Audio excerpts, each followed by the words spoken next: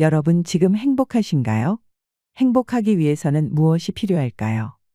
우리가 건강을 챙기는 것도, 큰 돈을 벌기 위해 노력하는 것도, 사랑하는 사람과 함께 살아가는 것도 결국 행복을 위해서가 아닐까 합니다. 하버드 대학교 연구에 따르면 사람이 행복하기 위한 조건 중 가장 크게 차지하는 것이 인간관계였다고 합니다. 우리를 둘러싸고 있는 인간관계가 어떻게 형성되어 있느냐에 따라서 행복감을 느끼는 정도가 달라진다는 것인데요. 우리가 모든 것을 다 갖추었더라도 내 옆에 좋은 사람이 없으면 행복할 수가 없다는 말입니다. 어쨌든 대부분의 사람은 혼자서만 살아갈 수는 없습니다. 그렇다면 어떤 사람과 더불어 살아가야 행복한 인생을 살아갈 수 있을까요? 우리가 행복하게 살아가려면 재수없는 사람은 피해야 된다고 합니다. 왜일까요? 자신과 내 주변에 있는 사람들에게 독이 되기 때문입니다. 우리 주변에는 유독 재수없는 사람이 있습니다. 오늘은 당신에게만 재수없는 사람이 아닌 모두에게 재수없는 사람의 7가지 특징을 말해보려고 합니다. 재수없는 사람이란 반사회적 행동을 하며 타인의 기분을 망치는 사람을 뜻합니다. 오늘 영상을 통해 자신의 행동을 돌아보는 동시에 재수없는 사람을 구분할 수 있는 눈도 갖출 수 있을 것입니다. 인간관계로 스트레스 받는 분들이나 좋은 인간관계를 맺고 싶은 분들은 오늘 제가 말씀드리는 이것만 기억해 두시면 좋겠습니다. 먼저 재수의 사전적 의미는 재물이나 좋은 일이 생길 운세라고 하는데요. 그러니까 어떤 사람을 만났을 때 재물이라든가 재물은 아니더라도 좋은 일이 생길 그런 사람을 만나야 좋은 운이 따라올 것입니다. 10,000가지 복을 부르는 인간관계의 법칙, 지금 바로 시작하겠습니다. 이런 사람은 절대 상대하지 마세요. 첫 번째는 정치적으로 극단적인 사람입니다. 이 말을 듣자마자 공감하시는 분들 정말 많으실 텐데요.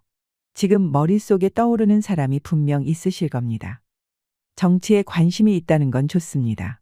그런데 극단으로 치우쳐서 정치 얘기만 나오면 흥분하시는 분들이 있습니다. 입에 담지 못할 욕부터 나오고 나와 생각이 다르면 바보 취급을 하는 경우도 다반사입니다.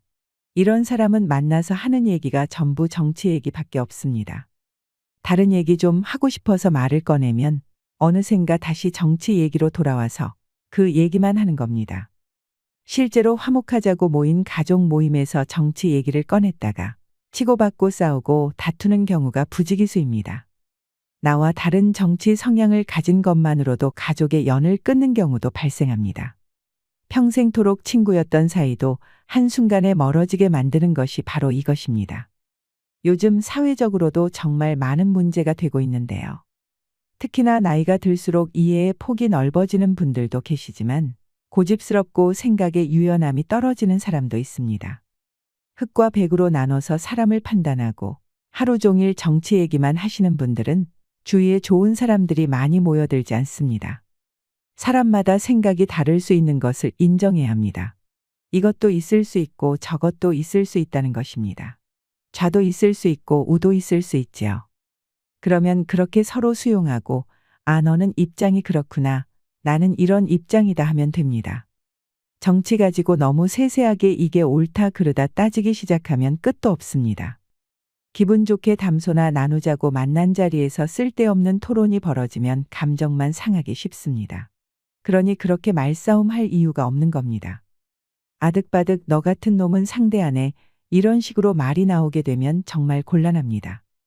자기 말이 무조건 맞다고 생각하고 다른 사람의 말은 안 들으려 하는 사람은 발전이 없습니다. 어떤 문제 상황에서도 내가 최고고 내 방식대로 타인을 통제할 수 있다고 자부하는 사람은 곁에 둘 필요가 없습니다. 그들은 당신의 마음에 관심이 없고 당신의 말에 집중하지 않습니다. 제가 얼마 전에 본 분도 가족 간의 명절 때 정치 얘기를 나누다가 네 말이 맞니? 내 말이 맞니? 첨예하게 대립을 했다고 합니다. 이제는 그냥 거의 남이라고 해도 믿을 만큼 사이가 벌어져서 회복 기미도 없다고 하는데요. 옆에서 가족들이 아무리 그만하라고 말려도 그 이상한 자존심 때문에 결국 사이가 틀어진 것입니다. 아마 우리 구독자분들 중에서도 이런 경우가 참 많을 것입니다. 스스로 정치 성향이 극단적인 것 같다는 생각을 하시는 분들은 차라리 그 소신을 입 밖으로 드러내지 않는 것도 모두의 평화를 위한 방법이 될 수 있습니다. 두 번째는 궁합이 안 맞는 사람입니다. 여기서 말하는 궁합은 사주를 따져서 맞는지 안 맞는지를 본다기보다 나와 합이 안 맞는 사람을 말합니다. 요즘 말로 케미가 안 맞다 그러지요. 우리가 사회생활을 하다 보면 별별 사람이 다 있습니다. 어쩔 수 없이 사람을 만나야 하는 직업을 가진 사람들은 사람한테 질렸다고 표현하는 사람도 많지요. 마음 힘든 것보다 몸 힘든 게 낫다고 하는 사람도 많습니다. 육체적인 노동보다 감정적인 노동이 더 힘들 수도 있는 것입니다. 그런데 곰곰이 반대로 생각하면 그 별난 사람에게는 내가 별나다고 생각될 수도 있는 것이지요. 모든 것이 상대적입니다. 그냥 잘 지내고 싶어도 이상하게 나와 안 맞는 사람이 있습니다. 노력한다고 해서 억지로 되는 것은 아닌 경우입니다. 자라온 환경이나 생각하는 방식이 너무 다르면 억지로 그 관계를 이어나가려고 하다가 오히려 더 오해를 사고 관계가 틀어지는 경험을 하게 될 때가 있습니다. 그럴 때는 애써 그 인연을 붙잡으려고 할 필요가 없습니다. 그리고 상대를 이해시키려고 할 이유도 없는 것이지요. 어느 정도 인간관계의 도가 트인 사람은 이 사람하고는 만나지 말아야겠다 하고 판단되는 순간이 옵니다. 나와 아닌 인연을 끊어낼 줄 아는 것도 살아가는 지혜입니다. 굳이 내가 스트레스 받아가면서 무리해서 맞춰갈 필요는 없는 것입니다. 주위에 나와 잘 맞는 사람과 잘 지내시면 됩니다. 나와 안 맞는 사람하고 같이 있으면 있을수록 나중에 나에게 독이 되어 돌아올 수도 있으니 그런 사람과는 교류하지 말고 피하시기 바랍니다. 셋째는 내가 해준 만큼 꼭 돌려받으려는 사람입니다. 이런 사람을 계산이 빠른 사람이라고도 하는데요. 계산만 빠른 게 문제입니다. 도움을 요청할 때 도움을 주려면 군말 없이 해주면 고마운데 그러면 너는 뭐 해줄래 하고 꼭 토를 다는 사람이 있습니다. 이기적이고 자기 것만 챙기는 사람은 만나도 내 정신건강에 별로 도움이 되지 않습니다. 누군가를 도와줄 때에는 순수하게 도와주는 게 제일입니다. 정말 피치 못할 상황에 마음이 아파서 친구에게 돈을 빌려주더라도 빌려주는 게 아니라 그냥 준다 생각하고 주는 게 낫다고 말하는 사람도 많지요. 내가 좋은 일이 생겼을 때에도 축하한다고 내가 한턱 낼게 말하는 사람이 있고 오히려 너가 한턱 내 이렇게 말하는 사람이 있습니다. 나이가 들면 양적인 것보다 질 좋은 인간관계가 더 의미 있다는 것을 알게 됩니다. 친한 친구 3명만 있어도 충분하다는 생각이 들 때가 오지요. 그래서 깊은 후회가 없는 마당발은 자랑할 것도 못 되는 것입니다. 특히나 이렇게 이기적인 사람을 곁에 아무리 많이 둔다고 해도 부러울 것이 하나 없는 것과 같은 이치입니다. 우리가 착각하는 것 중에 하나가 인맥이 넓고 또 많은 사람이 성공한 사람이라고 생각하는 것입니다. 하지만 무조건 많이 만나는 게 좋은 건 아니지요. 나이가 들수록 나와 결이 맞는 사람을 가까이 하는 것이 좋습니다. 사람을 사귀는 것에 있어서도 나에게 도움이 될 사람, 안 될 사람을 구분해서 사귀는 사람들이 있습니다. 그것은 거래할 사람을 찾는 것이지 진정한 친구를 찾는 것이 아닙니다. 이것저것 따지면서 사람을 만나는 사람들은 주위에 똑같은 사람만 모여들게 됩니다. 결국 스스로 무덤을 파는 것입니다. 힘이 들 때 위로가 되고 기대기도 하면서 서로 상부상조하며 살아가는 것이 인생사라고 하지만 도움을 주었으면 그 다음에 해야 할 것은 내가 도움을 줬다는 것을 잊어버리는 것입니다. 도움을 준 사람이 그것을 꼭 붙들고 내내 기억하고 있으면 도움을 받았던 사람도 그 고마움이 오래가지 못합니다. 하지만 도움을 주고 그것을 잊고 살면 그것이 복이 되어 나에게 돌아옵니다. 도움을 주고 나서 괜한 생색을 내거나 그걸 기억하고 있다가 내가 저번에 이거 해줬잖아. 그럼 너는 뭐 없냐? 맨입으로 지나가는 거야? 이렇게 말을 하는 사람은 정말 바보입니다. 해주고 욕먹는다는 말이 있습니다. 이런 경우가 그렇습니다. 사람의 성향을 3가지로 분류해보면 받는 것보다 주는 것을 좋아하는 사람은 기버라고 합니다. 그리고 준 것보다 더 많이 받으려는 사람을 테이커라고 하지요. 그리고 받은 만큼 돌려주는 사람은 매처입니다. 많이 베푸는 사람이 많이 얻을 수 있습니다. 그렇다면 당신은 어떤 사람이 되고 싶으신가요? 사람은 준 것은 잘 기억하지만 받은 것은 잘 기억하지 못합니다. 하지만 준 것은 잘 잃어버리고 받은 것은 잘 기억해야 됩니다. 상대방이 나에게 내가 준 것의 80% 정도를 주었다라고 느꼈다면 상대방은 나에게 내가 준 것의 100% 이상을 준 것이라는 마음가짐을 가져서 상대방에게 감사하고, 반대로 내가 상대방에게 100을 줘도 상대방은 100으로 느끼지 못한다는 점을 인지하고 산다면 이 세상이 조금 더 평화로워지지 않을까요? 상대에게 받기만 바라는 마음이 자신의 눈을 멀게 한다고 합니다. 반면 먼저 준다, 받은 것보다 더 많이 돌려준다는 마음이라면 악연을 피하고 좋은 인연을 만날 수 있을 것입니다. 넷째는 거짓말을 잘하는 사람입니다. 훌륭한 군자는 타인을 잘 믿는 사람이라고 합니다. 여기서 잘 믿는다의 의미는 무작정 아무나 믿는다는 게 아닙니다. 어떤 일을 잘 해낼 사람을 찾아서 그에게 전적인 신뢰를 준다는 걸 의미합니다. 거짓말을 밥 먹듯 하는 사람은 믿을 수 없습니다. 당신 주변에 이왕이면 믿음직하고 확실한 사람을 곁에 두세요. 가족이라 할지라도 거짓과 허위 과장이 심한 이는 멀리하는 것이 좋습니다. 주변인들 중에 거짓말을 밥 먹듯이 하는 사람과는 어차피 진실로 친해질 수 없습니다. 그런 관계에서는 신뢰가 없기 때문입니다. 이런 이들의 특징은 말을 잘 꾸미고 나름 재미있게 상황을 연출하기도 합니다. 하지만 잘 들여다보면 진실과 전하고자 하는 핵심이 없습니다. 허세와 과장 그리고 거짓으로 물든 인생만이 있을 뿐입니다. 그리고 허풍을 떨고 허세가 심한 사람은 멀리하는 게 좋습니다. 작은 것도 크게 부풀려서 말하는 것은 나쁜 습관입니다. 특히나 이런 사람들은 타인의 험담을 잘 늘어놓습니다. 중심이 없고 심리적으로 불안하기 때문입니다. 남을 험담한다는 것은 자신이 불안하고 약한 사람이라는 증거입니다. 오랜 시간을 그렇게 살아온 사람들일수록 사실과 추측을 구분하지 못합니다. 그저 몇몇 사람이 추측한 걸 토대로 사실인 양 떠벌리고 다니지요. 그로 인해 잘못된 정보가 전달되고 애꿎은 사람에게 상처를 주며 조직 내에 적을 만듭니다. 이런 사람을 곁에 두면 자칫 잘못하면 사기를 당할 수도 있습니다. 사람을 잘 믿는 사람들은 이런 사람에게 속기 쉽습니다. 따라서 뻥튀기 하는 이런 사람은 피하고 멀리하는 게 좋습니다. 다섯 번째는 나의 아픈 곳을 콕콕 찌르는 사람입니다. 어떤 사람과 만나고 집에 돌아오면 기분이 좋은 것이 아니라 찝찝함만 남기는 사람이 있습니다. 뭔가 굉장히 감정이 소모스럽고 피로감이 몰려옵니다. 내 소중한 시간을 낭비했다는 생각이 듭니다. 기가 빨린 느낌이라고도 표현하는데요. 만날 때마다 편안한 게 아니라 오히려 예민하게 되고 신경 쓰이게 만드는 사람이 있습니다. 예를 들면 어떤 말로 사람의 염장을 지르고 의도적으로 그러나 싶을 정도로 기분 나쁜 말을 아무렇지 않게 하는 사람입니다. 남을 깎아내리면서 본인의 우월감을 느끼려고 하는 사람 같습니다. 농담을 해도 상대가 함께 기분이 좋아야 농담이지, 상대가 기분이 나쁘게 되면 그것은 농담이 아니라 희롱이라고 합니다. 그리고 디스를 하고 싶다면 아무리 편한 사이라도 남을 디스하면서 얻는 기쁨이 아니라 본인을 셀프 디스하면서 얻는 재치를 발휘해야 합니다. 본인을 디스하면 농담이 될 수도 있습니다. 하지만 내가 상대의 마음을 모르는데 내가 괜찮을 것 같다고 마구잡이로 상대방을 희롱하는 말을 하는 것은 옳지 않습니다. 상대방에게는 상처가 될 수도 있기 때문입니다. 그래서 말을 함부로 하는 사람과는 멀리하라는 것입니다.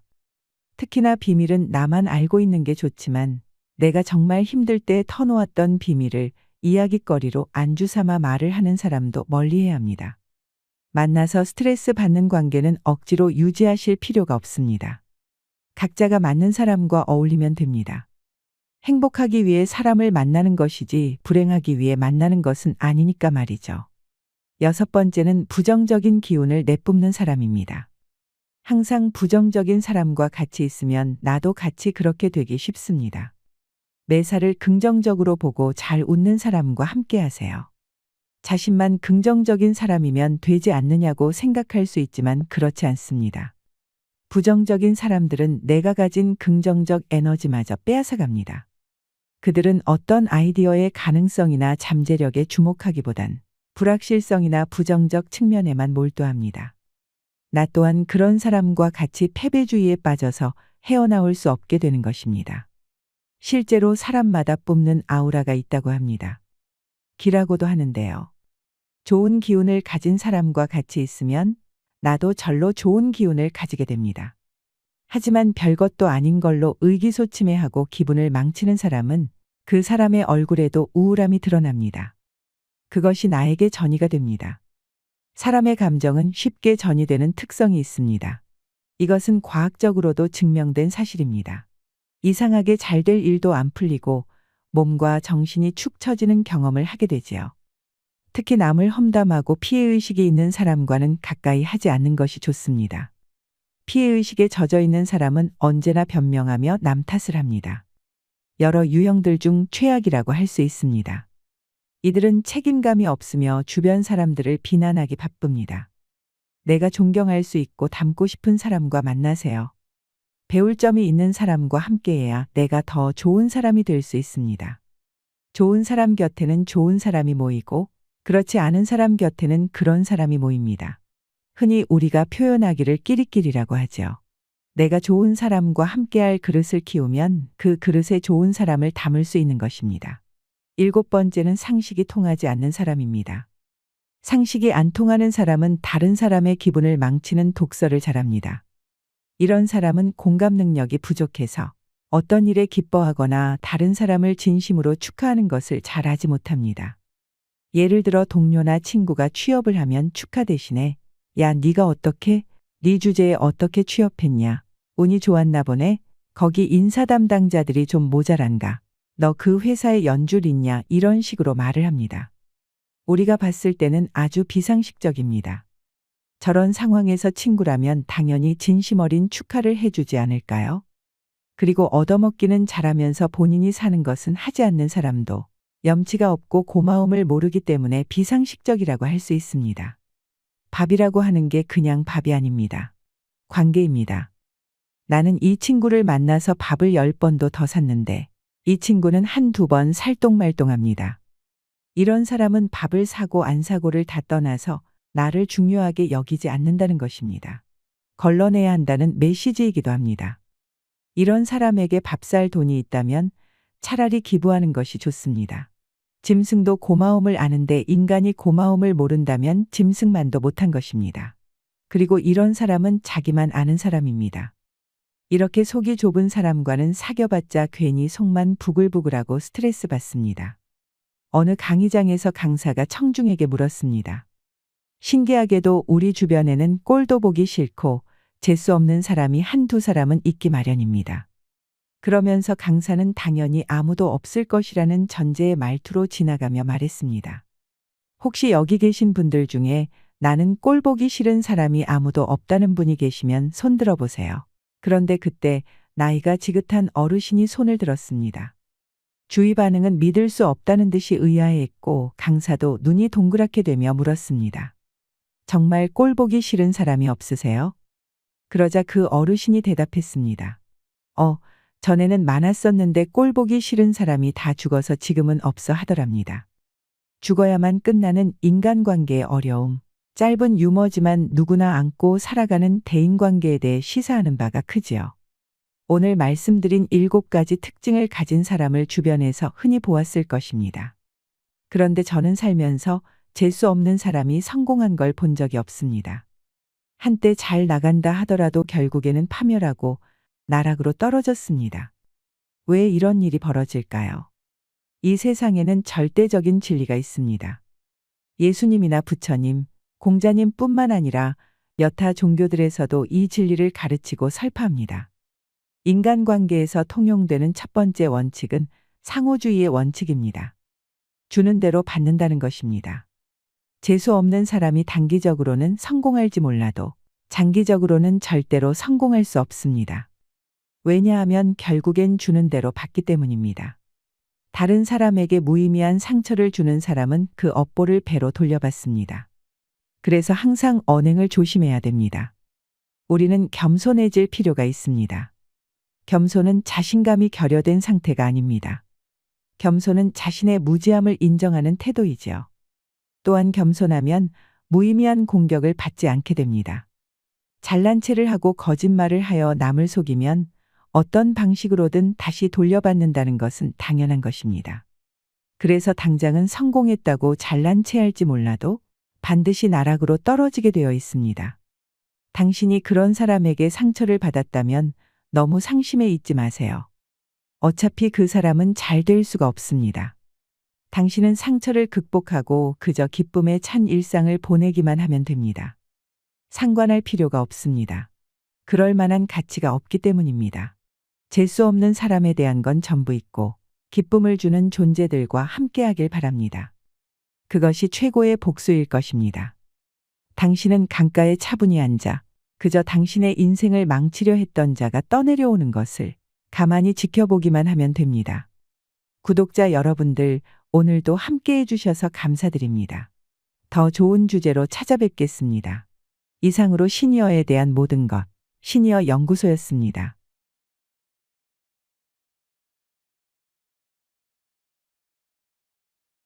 인생의 후반기를 살고 계신 분들께 묻고 싶습니다. 노인의 삶은 5가지 유형으로 나눌 수 있다고 하는데요. 첫째는 세상과 인연을 끊고 사회 활동을 중지하는 은둔형이고, 둘째는 세상 돌아가는 것을 보면서 분노하는 분노형, 셋째는 모두 내 탓이라고 하는 자학형, 넷째는 젊었을 때보다 더 열정을 쏟으면서 살아가는 무장형, 다섯째는 몸은 늙었지만 마음은 인격적으로 성숙한 현자형이 있습니다. 우리 구독자분들은 어느 유형이신가요? 아니면 앞으로 어떤 유형의 노인이 되고 싶으신가요? 5번째 유형이 인생의 경과를 정직하게 바라보며 자연스러운 변화를 받아들이는 이상적인 노인의 삶이라고 합니다. 누구나 즐겁고 재미있게 인생을 살고 싶어 하지요. 하지만 나이가 들어갈수록 진짜로 인생을 즐기는 사람은 재미있는 일을 선택하는 사람이 아니라 아무리 어려운 상황에 처해 있어도 재미있게 해낼 것이라고 생각하는 사람입니다. 그 순간순간이 쌓여서 진짜 재미있는 삶을 만드는 것입니다. 인생의 깨우침을 얻은 사람들이 공통적으로 말하는 것이 있습니다. 지나간 일이나 오지 않을 일은 걱정하지 말고 지금을 마음껏 누리라는 말입니다. 하지만 대부분의 사람들이 바쁘고 귀찮고 어색하다는 핑계로 현재를 즐기지 못합니다. 나이 드는 것을 너무 두려워할 필요는 없습니다. 좀 두렵다고 할지라도 나는 죽을 때까지 재미있게 살겠다는 다짐을 하는 것만으로도 훨씬 더 풍요로운 노후를 보내실 수 있을 것입니다. 스스로 원하지 않으면 절대 구할 수 없는 것이 노년의 기쁨이기 때문입니다. 앞으로 인생을 살아가며 노년에는 어떤 모습으로 살아가는 게 좋을지 많은 고민을 하고 계실 거라 생각합니다. 오늘의 주제는 노후의 근심과 걱정을 한 번에 없애는 가장 현명한 방법입니다. 아름다운 노년, 마음 편하게 잘 살고 싶으시다면 끝까지 시청해 주시기 바랍니다. 살면서 가장 중요한 말 2가지. 살면서 가장 중요한 말 2가지는 여기와 지금입니다. 한쪽 눈으로도 아침이면 해를 볼 수 있고 밤이 되면 별을 볼 수 있습니다.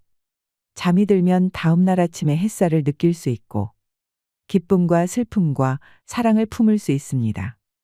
남의 아픔을 아파해 줄 수 있는 가슴을 가지고 있고 지팡이를 짚고 가끔 집 밖에 나가 산책을 할 수 있다면 우리는 감사하며 살아갈 수 있습니다. 지금 여기에서 나의 소중한 사람들과 웃으며 이야기를 나눌 수 있는 것이 바로 즐거움입니다. 노년이 되면 위를 바라보기보다는 아래를 바라봐야 한다고 합니다. 가지지 못한 것을 생각하지 말고 지금 내가 가지고 있는 것을 떠올려야 합니다. 하지만 적지 않은 사람들이 아무런 소용이 없는 것들에 시선을 두고 많은 시간을 소비합니다. 뇌 속에서 행복을 만드는 물질은 엔돌핀입니다. 엔돌핀은 과거의 행복한 추억 때문에 생기는 것이 아닙니다. 지금 내가 즐거워야 엔돌핀이 형성되는 것이지요. 어제 죽은 사람들이 하루라도 더 살기를 원했던 그 시간이 지금 내가 살고 있는 오늘입니다. 우리는 그 소중한 오늘을 살고 있는 것입니다. 살아있음이 즐겁고 만날 수 있음에 감사한 삶을 살아가세요. 나이 든 사람들은 지나고 나니 다들 그때가 좋았다고 이야기합니다. 우리는 괴로움을 겪어봐야 행복한 줄 알고 추억 속의 그때를 그리워하면서 후회하곤 합니다. 살아가다 보면 오늘과 지금 내가 서 있는 여기가 제일 중요하다는 말이 와닿게 됩니다. 아내를 먼저 보낸 90살이 넘은 할아버님이 말씀하셨습니다. 아내가 곁에 있을 때는 몰랐는데 아내가 곁에 없으니 젓가락 한 짝이 없어진 것 같다고 말이죠. 우리는 내 곁에 소중한 사람이 떠나고 나서야 뒤늦게 깨닫습니다. 행복의 답은 바로 지금 내 가슴 안에 담겨 있습니다. 우리는 그것을 놓치지 않아야 합니다. 죽음을 앞두고 끔찍하게 후회하는 5가지. 누구나 행복하고 즐거운 인생을 살고 싶어 합니다. 그런데 많은 사람이 죽을 때 후회합니다. 죽음 앞에서 사람들이 가장 후회하는 것이 무엇일까요? 호스피스 병원에서 1000명의 환자를 돌보았던 어느 간호사가 환자에게 가장 후회되는 것이 무엇이냐고 물었는데 많은 사람이 비슷한 후회를 했다고 합니다. 첫 번째로 사람들은 원하는 삶을 살지 않은 것을 후회했습니다. 생각보다 많은 사람이 자기가 아니라 남을 위해 삽니다. 주변 사람의 기대를 충족시켜 그들을 웃게 만들려고 인생을 낭비하는 것입니다. 그런데 우리는 정작 내 마음이 행복한지는 잘 들여다보지 않습니다. 이렇게 살아도 괜찮은지, 지금 행복하게 살고 있는지 우리 자신에게 더 자주 물어야 합니다. 아침에 점심시간을 고대하고 점심시간이 끝나면 퇴근을 고대하고 퇴근 후에는 주말을 고대하고 주말에는 여름 휴가를 고대하고 여름 휴가 때는 은퇴를 고대하며 삽니다. 그리고 은퇴 후에는 살면서 고대만 했을 뿐 아무런 기쁨도 누리지 못했음을 깨닫게 됩니다. 한 번뿐인 인생, 지나간 시간 속에서 눈물과 회한 속에 잠기는 그런 일은 없어야 합니다. 두 번째로 사람들은 일을 너무 열심히 한 것도 후회했습니다. 일하느라 바빠서 가족과 시간을 보내지 못했다는 사람들이 많았습니다. 사회적 성공을 거뒀으니 겉은 화려할지 모르지만 그들의 속은 공허했습니다. 여유로운 휴식이나 여행 등 자신이 하고 싶었던 것을 하면서 이제는 나를 위한 시간을 가지며 살아가시길 바랍니다. 세 번째로 감정을 표현하지 않았던 것을 후회했습니다. 살면서 좋고 싫고 기쁘고 슬픈 감정을 드러내지 못하고 억누르는 사람이 많습니다. 다른 사람의 마음이 다칠까봐 걱정돼서입니다. 이유가 무엇이건 감정을 숨기는 건 불행의 시작입니다. 내 감정을 드러내고 표현할 수 있는 삶을 살아야 합니다. 뭐든지 참는 것이 미덕은 아닌 것입니다. 소중한 사람에게 자신을 더 표현하면서 살지 못하면 분명 후회하게 됩니다. 고마워, 사랑해, 감사해 라는 말을 마음속에만 담아두지 마세요. 그때그때 표현하고 더 많이 사랑하며 사시길 바랍니다. 네 번째로 친구들과 뜸해진 걸 후회했습니다. 사람들은 죽음이 다가오면 친구를 그리워합니다. 아름다운 시절을 함께했거나 아픔을 나눴던 친구의 이름과 얼굴이 기억 속에 뚜렷합니다. 하지만 친구들과 연락을 유지하는 사람이 그리 많지 않았습니다. 현재 내 곁을 지켜주는 소중한 친구들에게 소홀하지 마세요. 그들과 나눌 수 있어서 오는 기쁨이 노년에 더 없을 기쁨이 됩니다. 다섯 번째는 행복을 선택하지 않은 것을 후회했습니다. 사람들은 죽을 때가 돼서야 행복이 선택의 문제라는 걸 깨닫습니다. 나를 행복하게 할 사람을 만나고 행복한 일을 하고 행복한 태도를 골라서 선택해야 내가 행복해진다는 것을 기억해야 합니다. 특히 건강을 더 소중하게 관리해야 합니다. 지금 자신에게 주어진 익숙한 것들에 대해 더 감사할 수 있는 마음의 근육과 습관을 길러야 합니다. 인생을 다시 살 수 있다면 노인이 되면 마주치는 여러 가지 상황들이 있습니다. 크게는 2가지로 나누어 볼 수 있는데요. 하나는 지나갔던 세월에 대한 아쉬움과 후회이고, 하나는 지금까지 살아왔던 기간보다 앞으로의 살 날이 짧으니 거기에서 오는 불안감입니다. 다시 인생을 살 수 있다면 어떤 삶을 살고 싶은가 여쭤보면, 첫째는 대부분의 노인분들이 내 마음대로 자유롭게 살고 싶다고 말씀하십니다. 남들을 의식하면서 살아왔던 지난 인생에 대한 아쉬움이 많다고 하십니다. 둘째로는 맺힌 한을 좀 풀면서 살고 싶다고 하는데요. 우리 스스로도 전 세계적으로도 한국인을 한의 민족이라고도 표현합니다. 정서적이고 감정적인 부분이 굉장히 발달되어 있어서 그렇습니다. 이것은 연구 결과에서도 나와 있는 것인데요. 작은 일에도 상처를 많이 받고 사소한 말 한마디, 사소한 표정 하나에도 쉽게 영향을 받는다는 뜻입니다. 그래서 가슴 속에 풀지 못한 것들이 많습니다. 하지만 인생을 다시 살 수만 있다면 맺힌 것들을 풀면서 살고 싶다고 말합니다. 그때그때 맺히는 것 없이 풀면서 사는 것은 정말 중요합니다. 그리고 마지막으로는 나누고 살고 싶다고 하십니다. 나눈다라고 하면 봉사라고 할 수 있는데요. 우리가 봉사라고 하면 먼저 금전적인 것을 떠올립니다. 그래서 그럴 돈이 없다, 여유가 없다고 생각을 하십니다. 근데 생각해 보면 돈이 봉사의 전부는 아닙니다. 내가 갖고 있는 재능을 기부할 수도 있는 거고, 또 내가 갖고 있는 재능을 살려서 남을 도울 수도 있는 것이지요. 봉사는 일방적으로 주는 게 아니라 주고받는 것입니다. 봉사를 통해 얻을 수 있는 노년의 기쁨을 누려보세요. 나이가 들면 내가 왜 그토록 욕심내고 살았나 하는 후회를 많이 한다고 합니다. 그것은 그동안의 내 삶이 부질없었다고 느껴지기 때문이겠지요. 내 마음을 조금 더 특별한 무언가로 채울 수 있다면 이런 공허함을 털어내는데 큰 도움이 될 것입니다. 나이가 들면 나눌 수 있는 것들을 나누면서 움켜쥐고 살지 않는 것이 행복한 노후를 위한 비결이 될 수 있겠습니다. 후회만 하다가 끝나는 인생을 피하기 위해 버려야 하는 것. 삶을 살다 보면 인생이 마냥 순탄하지 않습니다. 왜 순탄하지 않느냐면 하루하루가 새로운 경험이기 때문입니다. 그것을 반복하여 자꾸 쌓으면 나의 습관이 되지요. 그런데 우리가 가지고 있는 이런 습관 때문에 괴로울 때가 있습니다. 생각해 보면 우리가 살아가면서 다른 사람에게 간섭이 너무 많습니다. 자녀와의 관계에서 들여다보면 부모가 먼저 경험했으니까 부모 경험에 비추어서 살면 자식이 성공할 수가 있다고 생각합니다.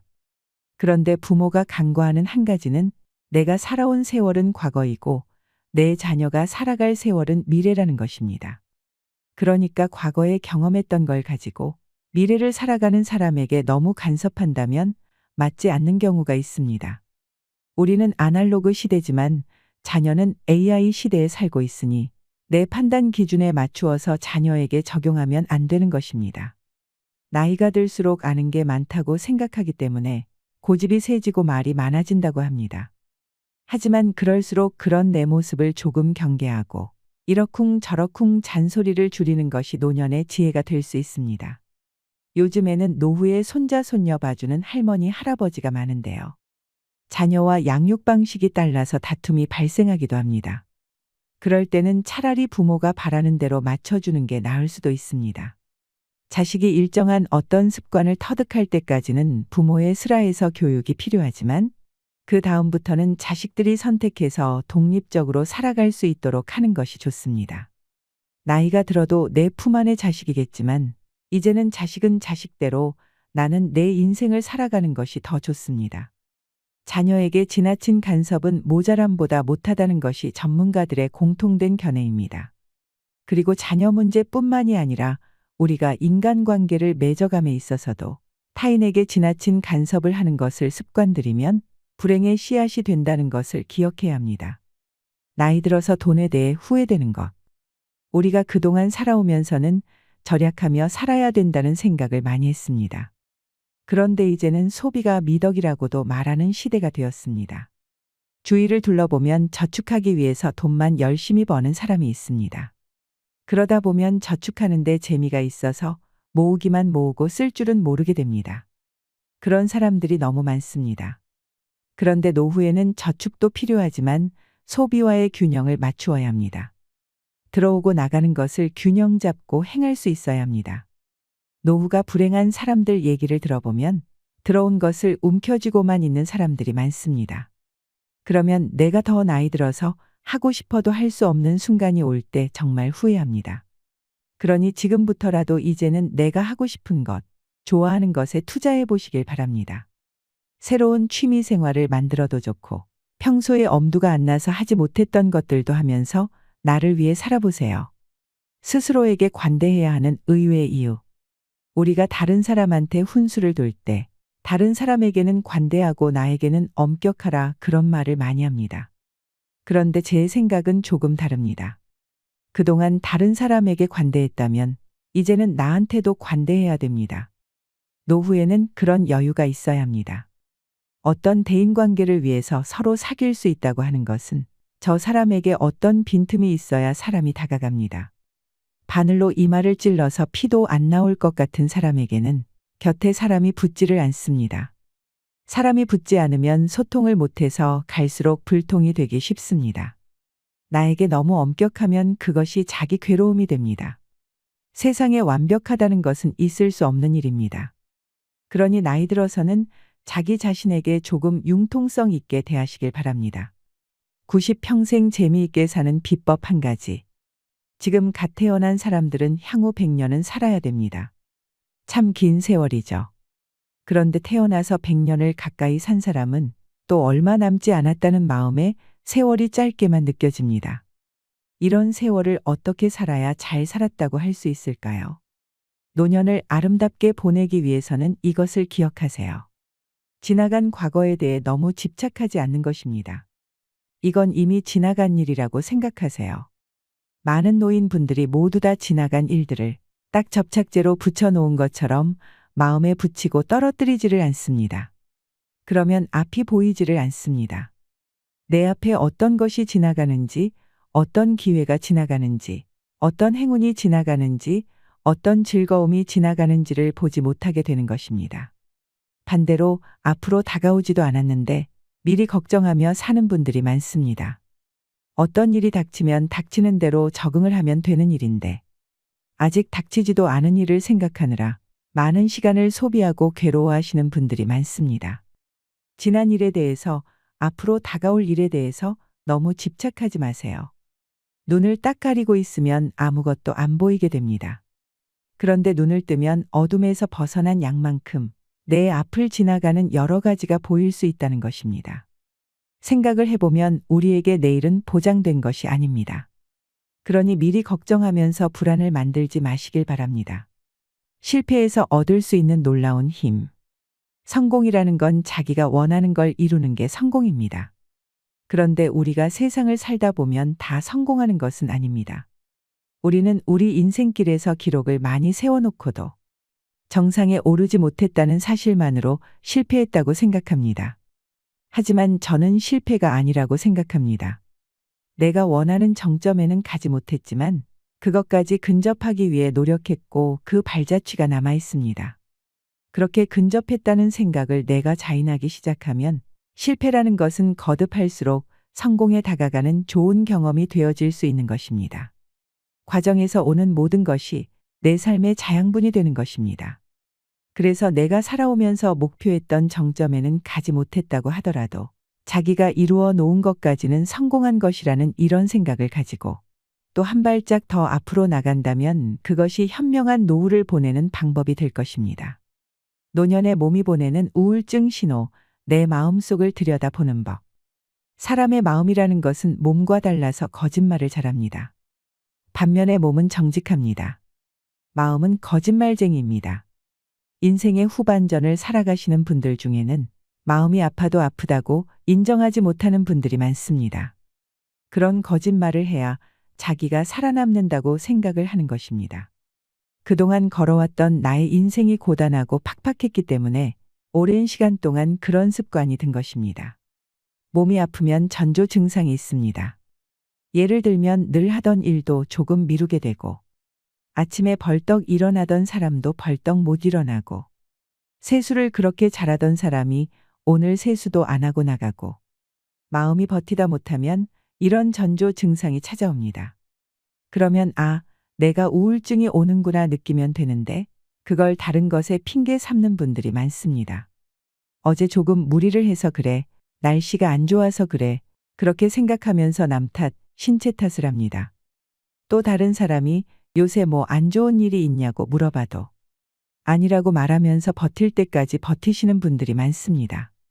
하지만 우리가 나이가 들어서 이러한 사소한 전조 증상이 찾아온다면 회피하지 말고 직면할 수 있는 용기와 능력을 키워야 합니다. 그걸 피하기만 해서는 해결이 되지 않기 때문입니다. 그렇게 증상을 방치해서 심각해지면 결국 자신이 손해라는 것을 기억해야 합니다. 마음이 힘들 때는 주변 사람들에게 솔직히 털어놓고 도움을 요청하시길 바랍니다. 우리가 삶을 살아가면서 매일같이 자기 마음을 들여다보고 사는 사람은 잘 없습니다. 그런데 가끔씩은 내 마음을 한번 들여다보셨으면 합니다. 항상 성찰하는 습관을 들이시길 바랍니다. 우울증을 극복하는 법 딱 한 가지. 우울할 요소가 많으면 그것에 매몰돼서 깔려버리는 사람이 있고, 또 그거에 저항해서 지푸라기라도 짚고 헤어나려고 하는 사람도 있습니다. 지금 우울한 분들 중에 누워있는 사람은 앉아보세요. 앉아있는 사람은 서보세요. 서 있는 분은 걸어보세요. 걷는 사람은 뛰어보세요. 이 말을 요약해서 말씀드리자면 지금 당신이 처해 있는 우울한 감정에서 한 단계 앞을 노력해 보라는 뜻입니다. 그러면 훨씬 극복하기가 쉬워집니다. 우리가 행복하다, 행복하지 않다 하는 것은 조건이 아닙니다. 쉽게 얘기하면 자기만족인 것입니다. 행복이라고 하는 것은 물질적인 비교에 의해서 생기는 것은 아니라고 합니다. 비교하지 않으면 행복해진다고도 하지요. 우리가 불평, 불만을 가지게 되는 것은 비교에서 생기는 것이 많습니다. 그래서 내가 가진 것에 만족할 줄 아는 사람이 이 세상에서 가장 행복한 사람이라고 합니다. 그것이 행복의 기준인 것입니다. 성공과 성장의 다른 점은 뭐냐면 성공이라고 하는 것은 어떠한 정점입니다. 인생을 마라톤이라고 하면 고린 지점이 정점이 됩니다. 그러나 성장이라고 하는 것은 정점이 없습니다. 마라톤의 정점을 지나서도 더 뛸 수가 있고 마라톤의 정점에 도달하지 못해도 내가 뛸 만큼만 뛰면 되는 것입니다. 그래서 이제 우리는 성장에 마음을 두는 인생을 살아야 합니다. 정점에 마음을 두면 실망하는 경우가 많기 때문입니다. 정점이라고 하는 것은 결과물의 마지막 한 점일 뿐입니다. 그것에서 우리가 생을 마칠 것은 아니지요. 하지만 성장이라고 하는 것은 쭉쭉 자란다는 뜻입니다. 그래서 우리에게 주어진 생이 얼마나 될지는 모르지만 그 생을 사는 동안 성장을 목표로 살아가는 것이 더 의미 있는 삶이 될 것입니다. 마지막으로 호스피스 병동에 어느 부자 노인이 남긴 유언장을 읽어드리겠습니다. 죽음 앞에서는 돈도 아무런 소용이 없는 것입니다. 눈을 감고 들으시며 깊이 생각해 보는 시간을 가지고 싶습니다. 나의 편지를 읽게 될 지인들에게 오늘도 그대들은 바쁜 하루를 보내고 있겠지요. 하지만 아무리 바빠도 밥은 꼭 챙겨 드세요. 여기까지 와보니 알겠습니다. 비싼 돈으로 구입한 핸드폰 70%의 성능은 사용하지도 않았고 내 값비싼 차도 70%의 성능은 필요도 없는 것이었고 호화로운 우리 집도 70%의 면적은 비어있는 공간이나 마찬가지였으며 옷과 일용품들 70% 또한 지극히 필요가 없는 것들이었어. 살아보니 인생은 경기장과 같더군요. 전반전은 학력과 지위, 권력과 돈을 가지기 위해 애써 살아왔고 그런 것들이 높고 많으면 이기는 것인 줄 알았지요. 하지만 후반전은 다릅디다. 전반전의 승리를 위해 청춘을 바쳤던 하나밖에 없는 몸. 혈압과 혈당, 당뇨와 요산을 낮추기에 후반전은 급급했습니다. 전반전은 나보다 높은 코치의 명령을 따라야 했고 후반전은 나의 명주를 잡고 있는 의사의 명령을 따라야 했습니다. 이제야 알겠더군요. 전반전에서 높이 쌓았던 모든 것들이 잘못하면 후반전에서 누릴 수가 없다는 걸 말이죠. 하물며 경기도 중간에 쉬는 시간이 있거늘 나도 쉬어가며 갔어야 했던 것을 전반전에서 앞만 보고 정신없이 살았던 날들. 이제는 씁쓸한 추억으로 남았소. 나의 편지를 읽는 아직은 건강한 지인들에게 딱히 아픈 곳이 없어도 잠자는 거 아까워하지 말고 음료수만 좋아하지 말고 물 많이 마시고 괴로운 일 있어도 훌을 털어버리세요.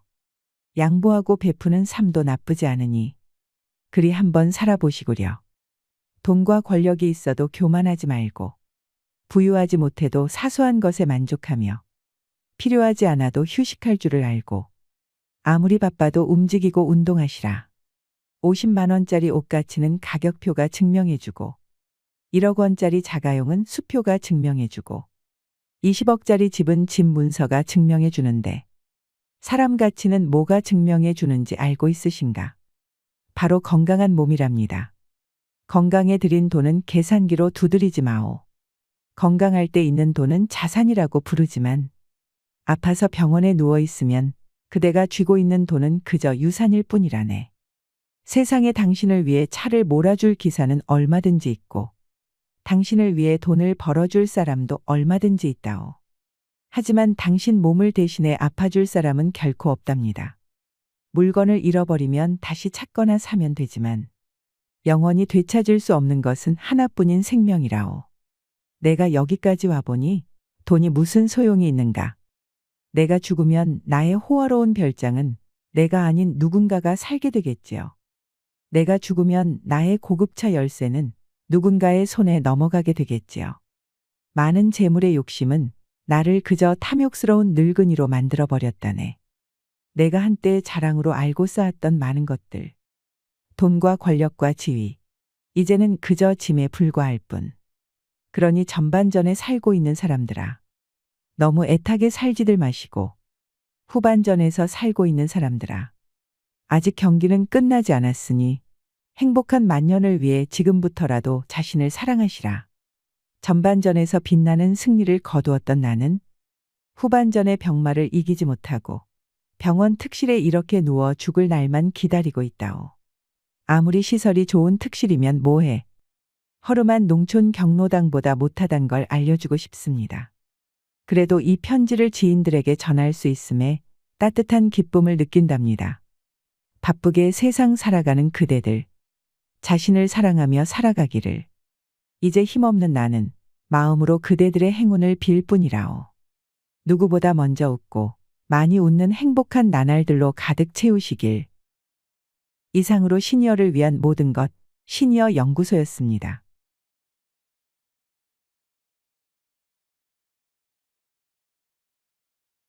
남자이건 여자이건 평소에 배우자를 대하는 태도가 말년에 돌아오게 되어 있다고 합니다. 50대 남편은 마누라가 곰국을 끓이는 냄새에 이번엔 며칠이나 집을 비우고 나가려고 하는 거지 하며 두려워하고 60대 남편은 마누라가 주소도 안 가르쳐주고 이사가면 어쩌나 걱정하고 70대 남편은 마누라가 황혼이혼 하자고 할까봐 전전긍긍하고 80대 남편은 마누라가 목공소 가면 혹시 내 관자러 갔나 하고 걱정한다는 농담이 있습니다. 우리가 나이가 들수록 물밀듯이 밀려드는 것은 외로움과 고독뿐인데 부부와의 관계에서 애정이 더 깊어지고 나날이 행복만 더해 간다면 얼마나 좋을까요? 그런데 변함없이 사랑을 나누며 사는 부부는 주변의 생각보다 많지 않습니다. 나이가 들수록 부부는 애정이 아니라 연민이나 정으로 산다는 분들이 많습니다. 40대 부부는 헤어질 수 없어서 서로가 마지못해 살고 50대 부부는 흰머리 잔주름이 늘어나니 서로가 가여워서 살고 60대 부부는 등 긁어줄 사람이 없어서 서로가 필요해서 살며 70대 부부는 살아준 세월이 고마워서 서로가 고마워 산다고 합니다.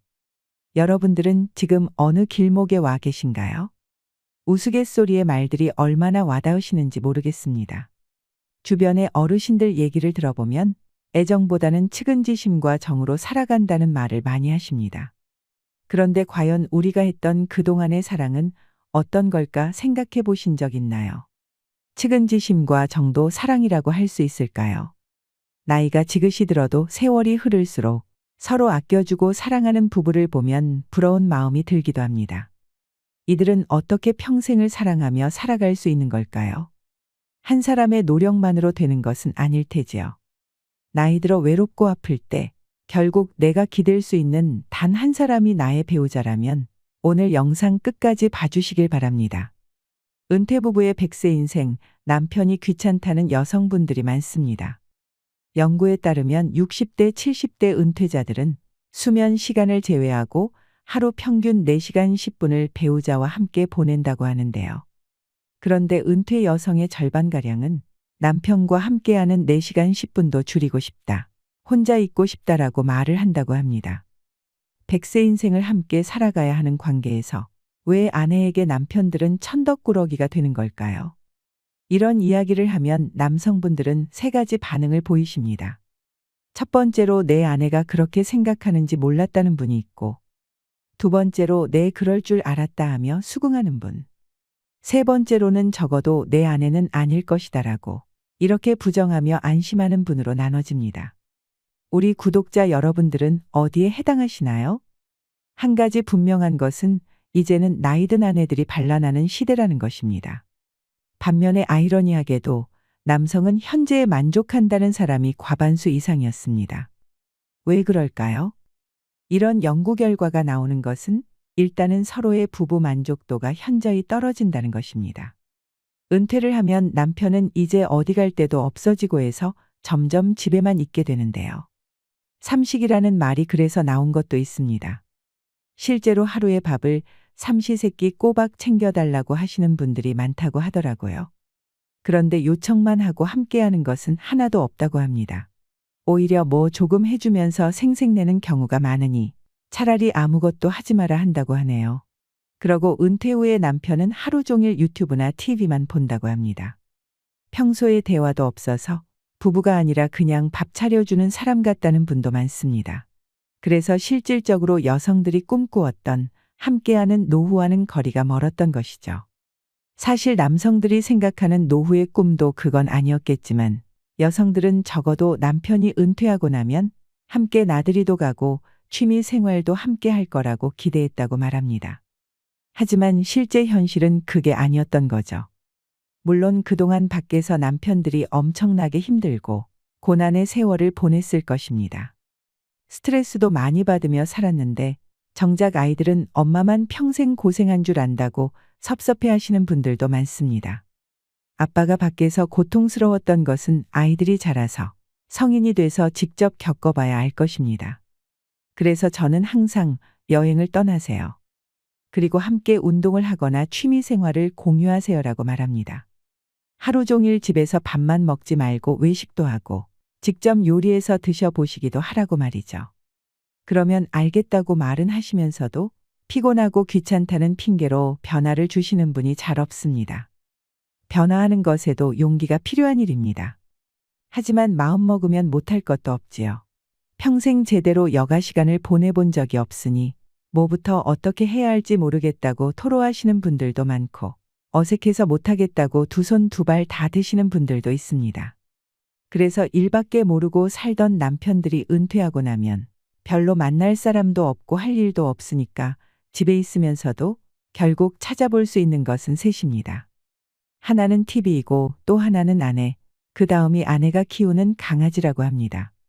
마냥 웃을 수만은 없는 현실입니다.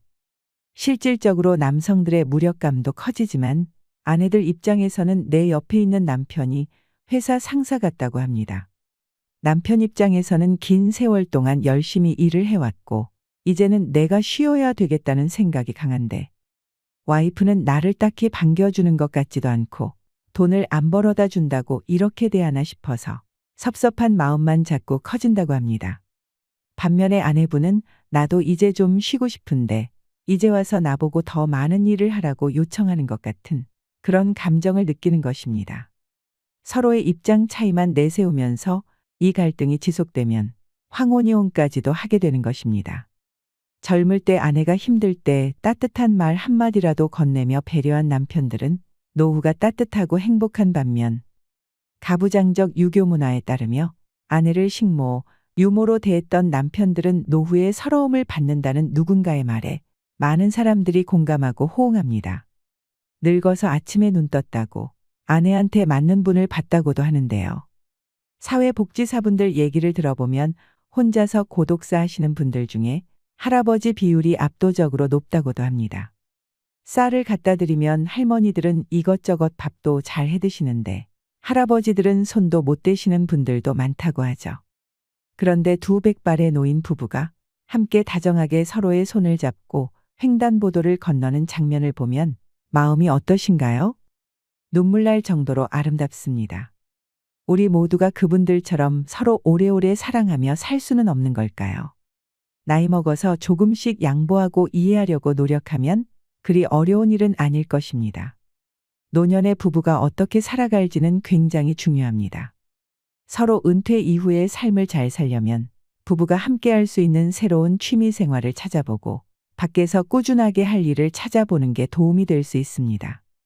그리고 짬을 내서 여가 시간에 TV만 보시지 말고 아내분과 외출도 해보세요. 그동안 못 나눴던 대화도 나누고 소소한 행복을 누리시길 바랍니다.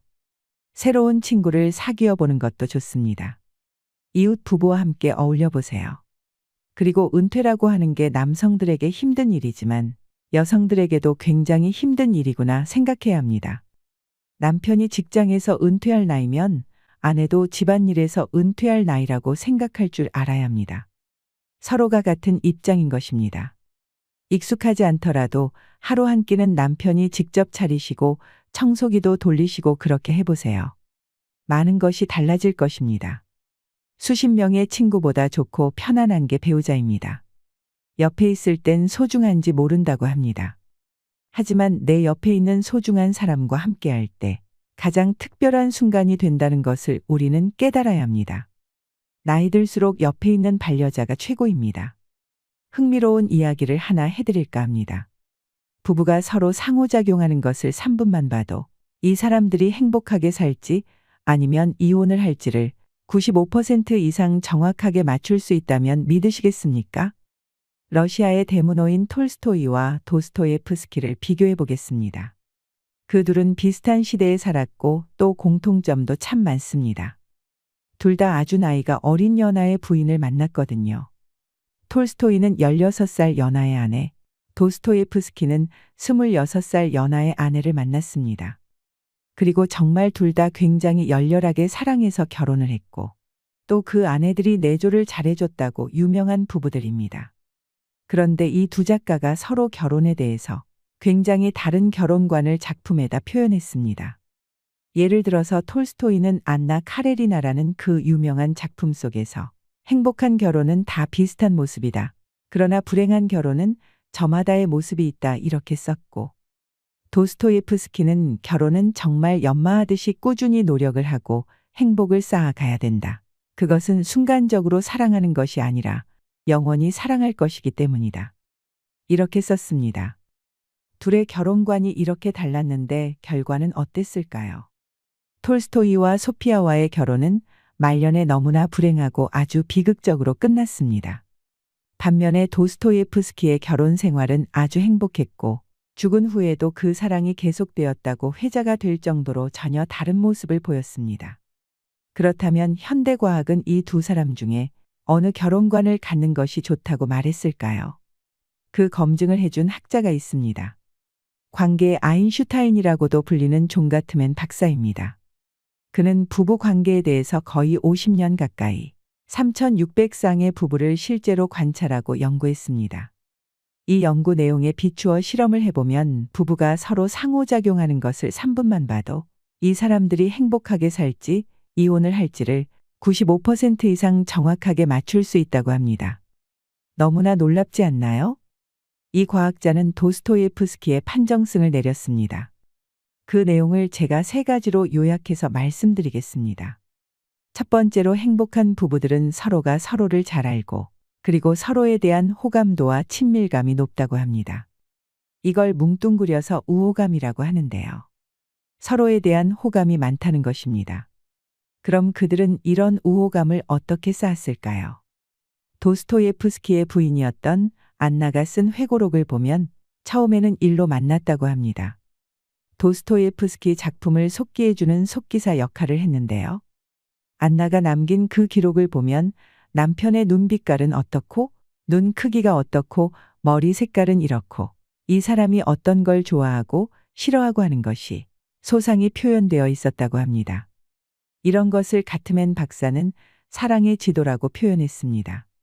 그러니까 우리 마음속에도 뭘 좋아하고 뭘 싫어하고 어떤 것에 대한 꿈이 있고 어떤 걸 두려워하는지 그런 마음의 지도가 있는데 행복한 부부들은 그런 걸 잘 알더라는 것입니다.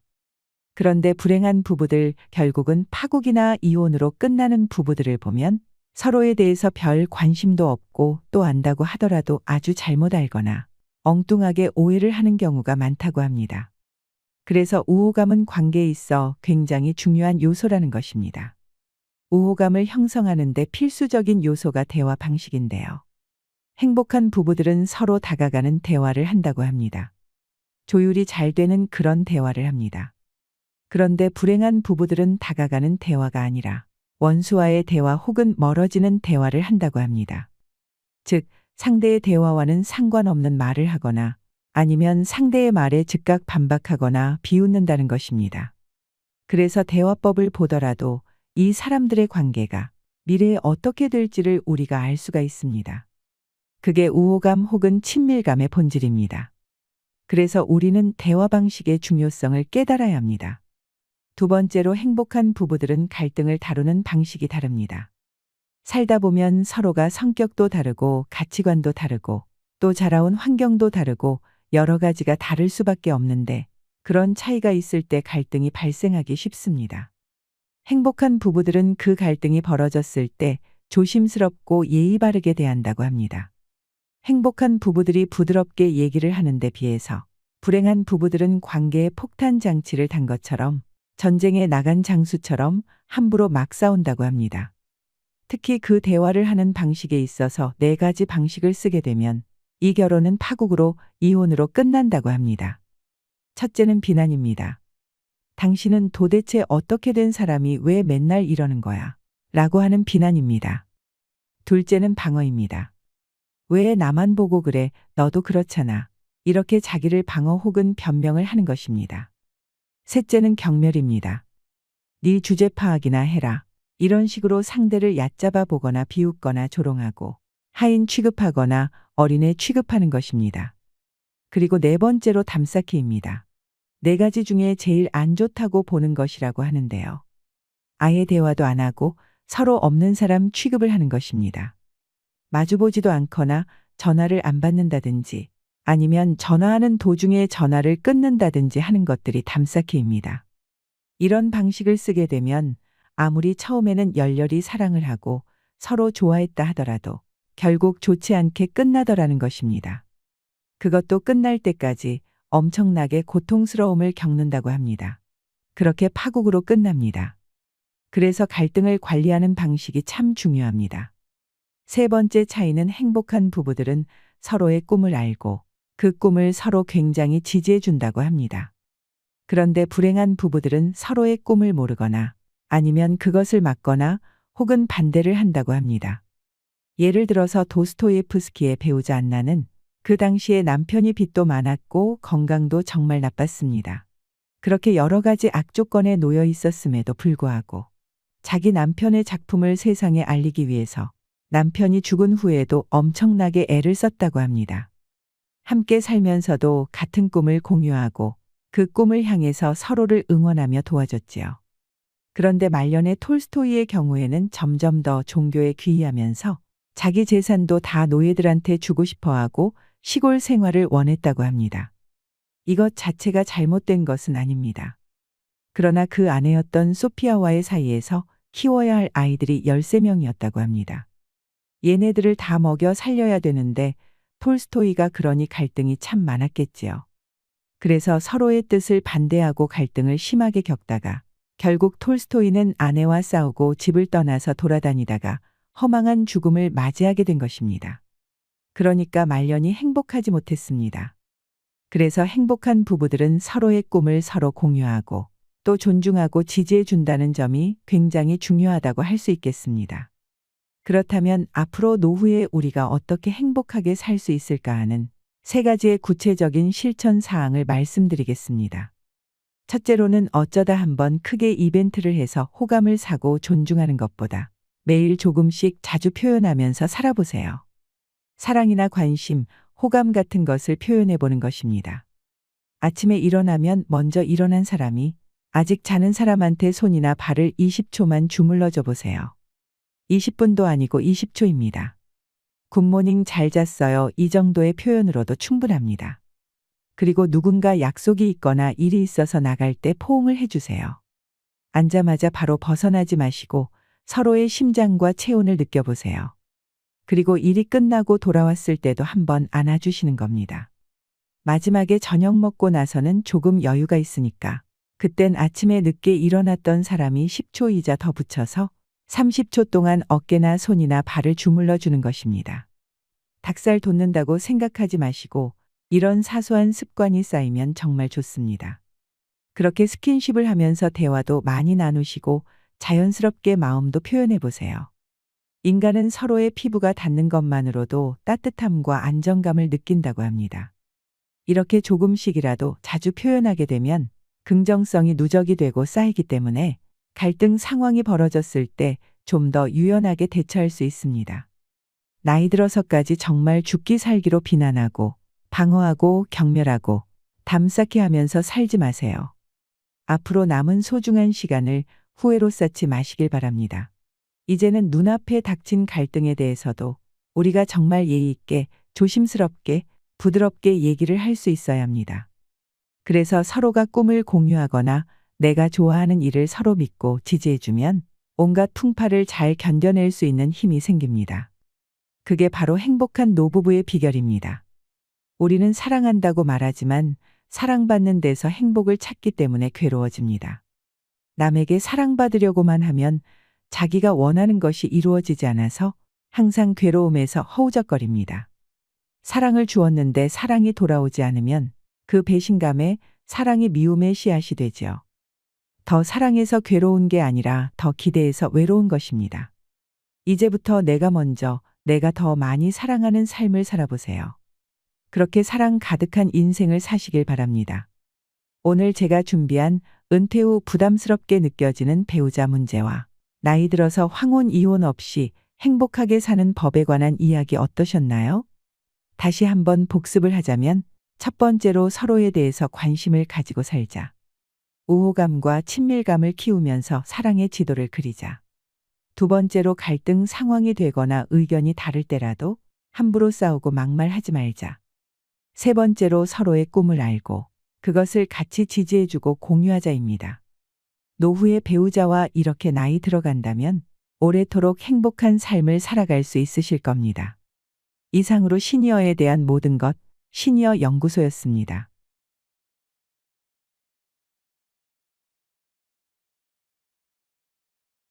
자식 키우느라 노후에 재정이 바닥난 부모들은 결국 이런 하소연을 합니다. 안 주면 맞아 죽고, 밥만 주면 쫄려서 죽고, 다 주면 굶어 죽는다고 말이죠. 큰 아들은 큰 도둑이고 작은 아들은 작은 도둑, 딸은 예쁜 도둑이라고 하는데요. 손자 손녀는 좀 도둑이고 마지막으로 사위와 며느리는 망보는 사람이다라는 우스갯소리도 있습니다.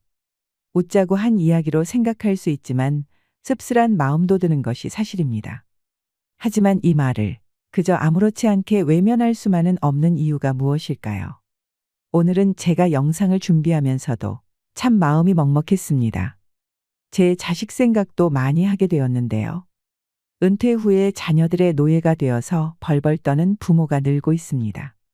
나이가 들수록 피하고 싶어도 피할 수 없고 마주해야 할 문제들이 있습니다.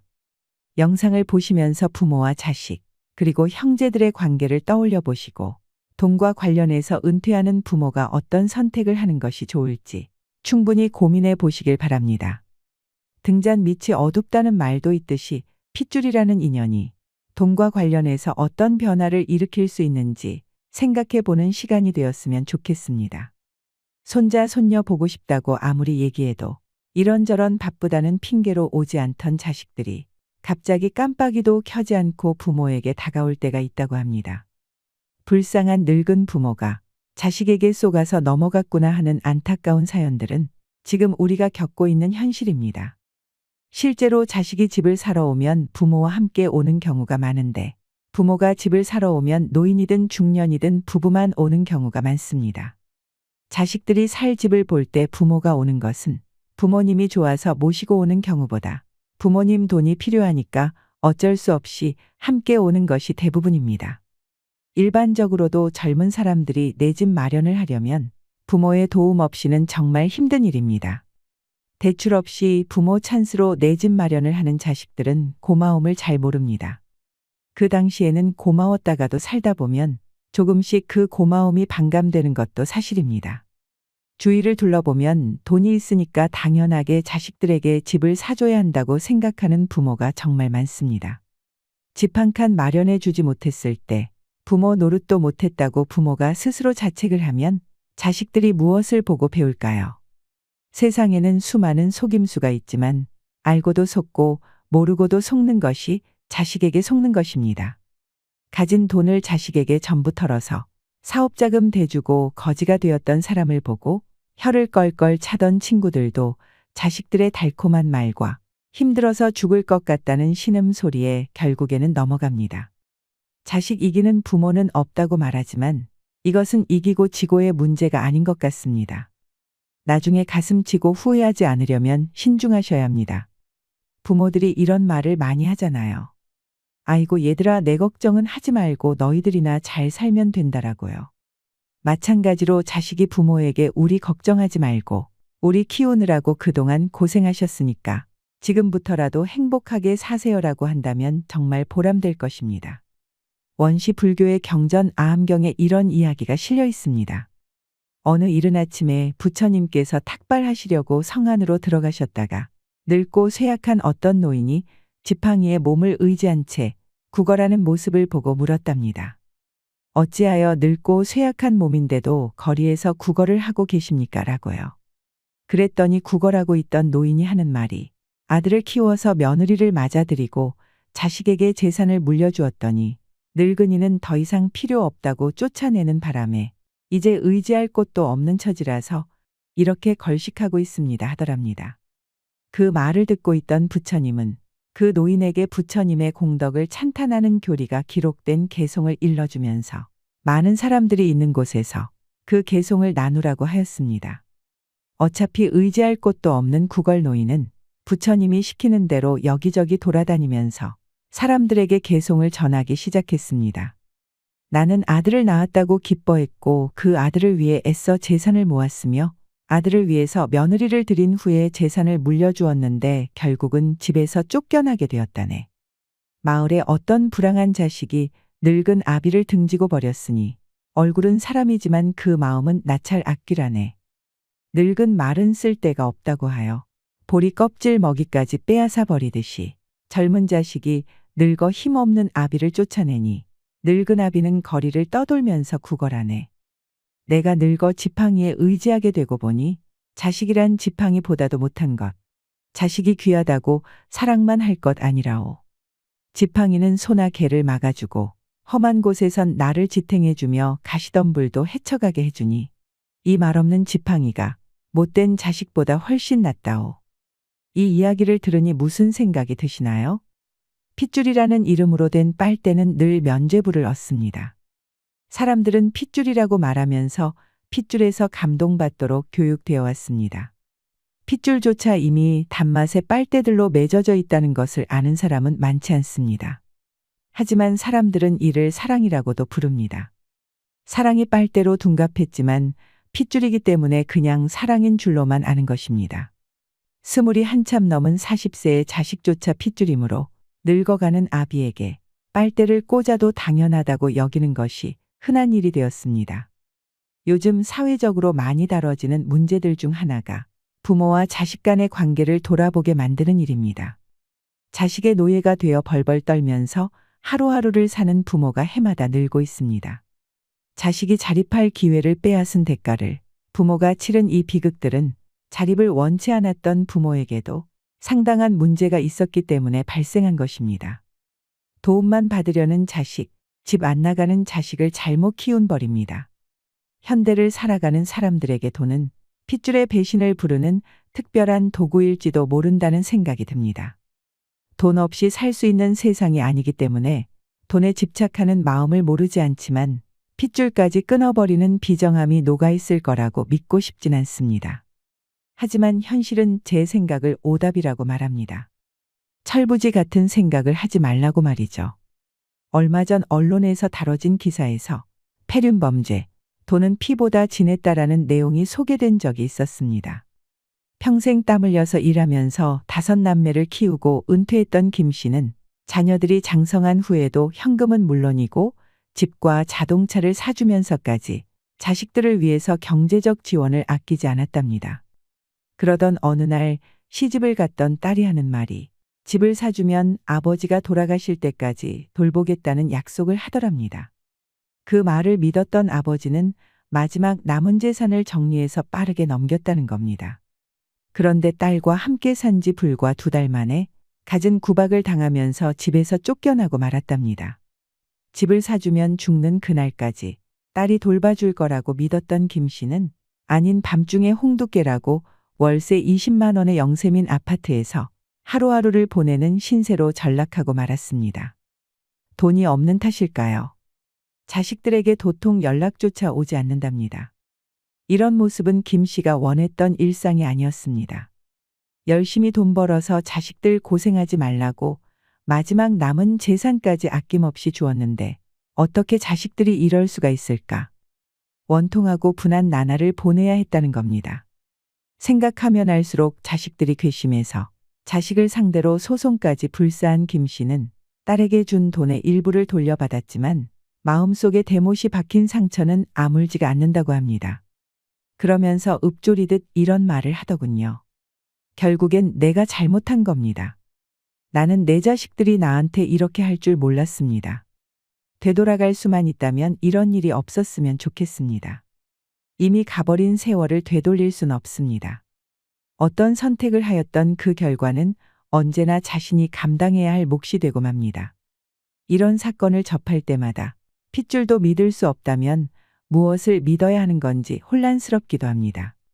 자신의 핏줄을 물려받은 자식들에게 배반당하는 슬픔이 무엇인지 헤아릴 순 없지만 그 어떤 아픔이 이보다 아플 수 있을까요? 모두가 그렇지는 않을 것입니다. 그래도 자녀를 키우는 부모라면 경제적인 면에서 자녀와의 관계 설정을 분명히 해둘 필요가 있을 것 같습니다. 사랑이라는 이름으로 경제적 지원을 아끼지 않는 것이 해피엔딩으로 끝나야 하는데 실상은 반대로 끝나는 일이 적지 않으니까요. 요즘 아이들 중에는 친구와 싸우면 우리 집 돈 많아 이렇게 말한다고 합니다. 친구를 때리고 미안하다는 말은 못할지언정 돈이 많다고 말하는 아이들의 그 삐뚤어진 인성은 누가 책임져야 하는 걸까요? 마음이 아프지만 버젓이 저질러지고 있는 엄연한 현실입니다. 폭행을 저지른 아이도 문제지만 그렇게 말해도 된다는 생각을 가질 수 있는 환경을 조성했던 부모와 사회의 탓도 있을 것입니다. 우리 어른들도 이러한 현실에 대해 한번 생각을 해보셨으면 합니다. 저는 김 씨의 딸이 했던 말이 귓전을 떠나지 않습니다. 집을 사주면 아버지가 돌아가실 때까지 돌보겠다. 이 말을 거꾸로 해석하면 집을 사주지 않으면 아버지가 돌아가실 때까지 돌보지 않겠다는 말이 되지 않겠습니까? 돌봄이 필요한 부모를 상대로 흥정하는 딸은 아함경에서 말하는 나찰악귀가 따로 없는 것 같습니다. 톱으로 나무를 베고 있는 나무꾼이 지나가는 행인과 이야기를 나눈 우화가 있습니다. 길을 가고 있던 행인이 열심히 나무를 베고 있는 나무꾼에게 말하길. 정말 힘들어 보이는데 얼마 동안이나 나무를 베었는지 물었습니다. 그랬더니 이 말을 들은 나무꾼이 말하기를 벌써 5시간이나 베고 있는 걸요라는 답변을 하죠. 그렇게 말하는 나무꾼이 안타까웠는지 행인은 재차 말을 건넸습니다. 잠시 시간을 내서 톱날을 갈면 어떻습니까? 그럼 일이 훨씬 빨라질 것 같은데요. 행인의 말이 끝나기가 무섭게 나무꾼이 답합니다. 나에겐 톱날을 갈 수 있는 시간이 없습니다. 톱질하느라 너무 바쁘거든요. 바쁘다는 이유로 톱날을 갈지 않은 나무꾼은 무엇이 중요한지도 모르고 코앞에 닥친 일만 하는 무지한 사람 아닐까요? 등잔 밑이 어둡다는 말은 이럴 때 쓰는 말일 것 같습니다. 조금만 고민하면 알 수 있는 해결책을 바쁘다는 이유로 묵살하는 나무꾼이 알맞은 사고를 했다고 볼 수 있을까요? 돌다리도 두들겨 보고 건너라는 말처럼 아무리 자식을 사랑해도 돈과 관련해서는 신중할 필요가 있다고 생각을 합니다. 자식을 향한 지원을 무조건 끊는 것이 무조건 옳은 생각이라고는 할 수 없을 것입니다. 그럼에도 불구하고 이런 말씀을 드리는 이유는 돈 앞에서 핏줄도 무너지는 일이 다반사로 일어나고 있기 때문입니다. 다른 건 몰라도 자녀를 위한 경제적 지원은 거리를 두고 신중하셔야 합니다. 자녀들이 스스로 독립하고 홀로 설 수 있는 자립심을 길러주는 것이 자녀를 더 훌륭하게 키우는 방법이라고 생각합니다. 제가 앞서 말씀드린 사례가 모든 부모와 자녀에게 적용되는 일은 분명히 아닐 것입니다. 그렇다고 해서 흘려버릴 이야기도 아니라고 생각합니다. 자식은 언제든지 귀하고 사랑스럽지만 모든 것을 들어주면 서로에게 불행합니다. 되고 안 되는 것은 분명하게 말하고 돈이 없으면 없다고 말해야 합니다. 자식이 원하는 대로 모든 것을 해주어야만 좋은 부모가 된다는 생각에서 벗어나야 합니다. 부모도 자식도 서로 영원히 책임져 줄 수는 없는 인생입니다. 부모의 노후 40년을 책임질 수 있는 자녀들이 많지 않습니다.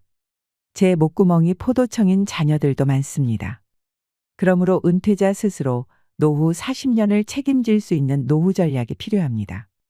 50대를 지나는 노후 준비를 할 수 있는 기간을 허비하지 마시길 바랍니다. 우리가 잘 죽기 위해서 꼭 선택해야 하는 최후의 결정이 있습니다. 80세 정도가 되면 많은 사람이 마지막 준비로 고민하게 됩니다.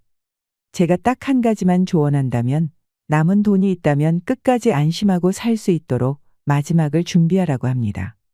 그래야 비참한 노후를 피할 수 있습니다. 기부하는 것도 좋고 남을 돕는 것도 좋습니다. 하지만 내가 노후에 남에게 손 벌리지 않고 민폐 끼치지 않을 정도로 생활할 수 있도록 준비도 하셔야 합니다. 거듭 말하지만 자녀에게 섣부르게 돈을 물려주는 일은 권하지 않습니다. 차라리 자기가 모은 돈은 자기가 다 쓴다고 생각하는 것이 더 낫습니다. 요즘에 칠순거지, 팔순거지라는 말도 많이 나오고 있는데요. 일생을 자식만 바라보고 살다가 나이 들어서까지 손자 손녀 키워주면서 자식에게 무료 봉사하는 할머니 할아버지가 많습니다. 날 위해서는 제대로 한 푼 써보지도 못하고 몸도 마음도 축나고 재산까지 자식에게 다 퍼준 뒤에 칠순거지, 팔순거지가 되는 것입니다. 노년에 내 존엄한 삶을 유지해 주는 것은 자식이 아니라는 것을 꼭 기억하셔야 합니다. 자식이 성인이 됐으면 자기 일하면서 독립적으로 살아갈 수 있도록 도와주는 것도 지혜로운 부모의 미덕이 아닐까 합니다. 이상으로 시니어를 위한 모든 것, 시니어 연구소였습니다.